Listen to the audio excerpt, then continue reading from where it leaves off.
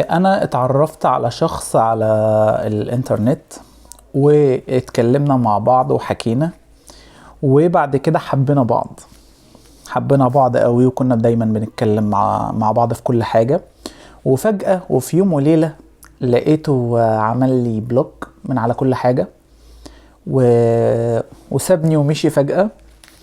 وانا دلوقتي تعبانة ومنهارة، ويعني الدنيا معايا بايظة خالص يعني. فاعمل ايه؟ طيب، العلاقات اللي بتبقى للأسف على السوشيال ميديا، أنا من الناس اللي مش بتأيد خالص العلاقات اللي بتبقى على السوشيال ميديا دي. ليه؟ لأنها غالبا بتبقى علاقات مش حقيقية، والناس كمان اللي بيبقوا فيها ناس مزيفين. عارف إنك هتيجي تقولي أنا أعرف ناس اتجوزت من على السوشيال ميديا وحبوا بعض واتجوزوا دلوقتي. عارف ان ده حصل، وفي ناس كتيرة فعلا عملت الموضوع ده والموضوع مشي معاها. لكن ما حطش ان ده قرآن نمشي عليه ان كل العلاقات هتبقى صادقة وكل الناس اللي على السوشيال ميديا هتبقى صادقة. ليه مش برجح حتة السوشيال ميديا دي؟ لانها انت ما بتبقاش ماسك الشخص، وبتبقى العلاقة بعيدة عن الأهل، وممكن الشخص ما يبقاش حقيقي، وتعامله كمان مع حضرتك ما يبقاش حقيقي.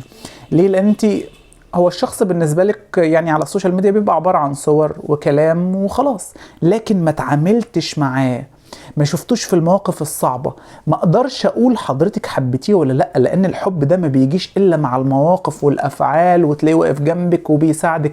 ظهرت عيوبه وتقبلتيها، وظهرت مميزاته وتقبلتيها. لكن احب كده من على السوشيال ميديا لا، لان ده طبعا بيبقى حاجة للأسف مش مضمونة خالص انك تكمل فيها، لان الشخص زي ما حصل اختفى في لحظة. هتوصلي له ازاي؟ مش هتعرفي توصلي له. رقم 2، عايز حضرتك بقى بعد ما حصل الموقف ده خدي صدمتك على قد ما تقدري، عيطي، انهاري، بس لازم نقوم نقف على رجلنا.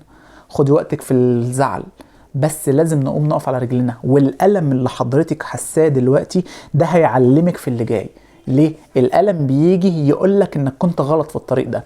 الألم بيجي يوضح لك ان الطريق ده ما تمشيش فيه تاني، لان مش كل اللي مشيوا في السوشيال ميديا ونجحوا حضرتك هتنجحي زيهم، لان غالبا الناس بتبقى بنسبة كبيرة مزيفة على السوشيال ميديا. رقم 3، عايزك تقربي من ربنا اكتر، لان العلاقة دي اكيد خدتك من ربنا قوي، اكيد خدتك من ربنا قوي قوي، وبعدتك عن ربنا جدا كمان، وقصرتي في حق ربنا عشان خاطر العلاقة دي، وضيعتي صلوات وضيعتي حاجات كتيرة قوي قوي قوي يكفي انشغالك عن ربنا بالشخص ده.